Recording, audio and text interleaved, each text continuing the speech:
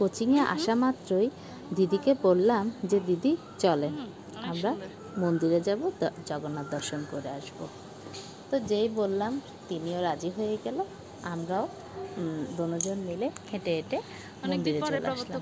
মন্দির থেকে coaching centre আবার বেশি দূর না, তাই মন্দিরে আসতে কোনো সমস্যাই হয়নি। দুজন হেঁটে হেঁটে মন্দিরের ভিতরে চলে আসলাম। তো মন্দিরে এসে খুবই ভালো লাগছে। আর মন্দির হচ্ছে শান্তির জায়গা। শান্তির জায়গায় আসলে কার না ভালো লাগে। তো অনেক দিন হয়েছে মন্দিরে এসেছি, জগন্নাথ দর্শন করেছি। অনেক দিন না, অনেক মাস হয়ে গেছে। অনেক দিন পরে আসলাম। তো সকালবেলা এসেছি, হঠাৎ করেই এসেছি যে আসবো, এটা মনের মধ্যে ধারণাও ছিল না। যাই হোক, জগন্নাথ নিয়ে এসেছে তাই চলে এসেছি। তো হাঁটতে হাঁটতে চারদিক দেখলাম সব নীরব, মানুষজন অনেক কম, যেহেতু সকালবেলা ছিল তাই হয়তো। তো এসেই ভগবানের দর্শন করে নিলাম। সত্যি মনটা অনেক ভালো হয়ে উঠল।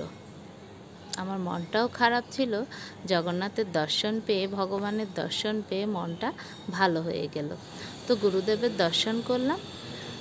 মন্দিরের চারপাশে 3 বার প্রদক্ষিণ করে ভগবানকে প্রণাম নিবেদন করলাম। আসলে এই জায়গাটা এমন একটা জায়গা যেখানে আসলে নিজেকে নতুন করে করতেছে, মানে খুব শান্তি মনে হয়, নিজের মধ্যে অনেকটা আনন্দ চলে আসে। তো আমরা যেহেতু পিছন দিক দিয়ে এসেছিলাম, তাই মহাদেবের দর্শন আগে হয়নি। তো পরে আমরা মহাদেবের দর্শন করার জন্য আবার নিচে নেমে মহাদেবের দর্শন করলাম। আর এই মহাদেবের দর্শন এত, মহাদেবটাকে এত ভালো লাগে যা বলার বাহিরে। যাই হোক, আবার জগন্নাথের দর্শন করে যখনই নিচে আসব তখনই প্রভুর সাথে দেখা হয়ে গেল। প্রভু বলল জগন্নাথের ভোগের প্রসাদ নিয়ে যাওয়ার জন্য। তো উনি আমাদেরকে প্রসাদালয়ে নিয়ে গিয়ে প্রসাদ নেওয়ার জন্য বলল। তো আমরাও বসে গেলাম। যে আসলেই মন্দিরে আসব, প্রসাদ নিব, এটা কল্পনায়ও ছিল না। পাশে দিদিও বলছিল যে আসলে আমাদের কোনো কল্পনাই ছিল না যে ভগবানের দর্শন পাবো এবং প্রসাদ নিব। যাই হোক, অনেক প্রকারের প্রসাদ ছিল। প্রথমে তো সুজি, তারপর পিঠা, আর আমার মনে হয় প্রায় 10-12 রকমের পদার্থই ছিল। অন্ন তো ছিলই।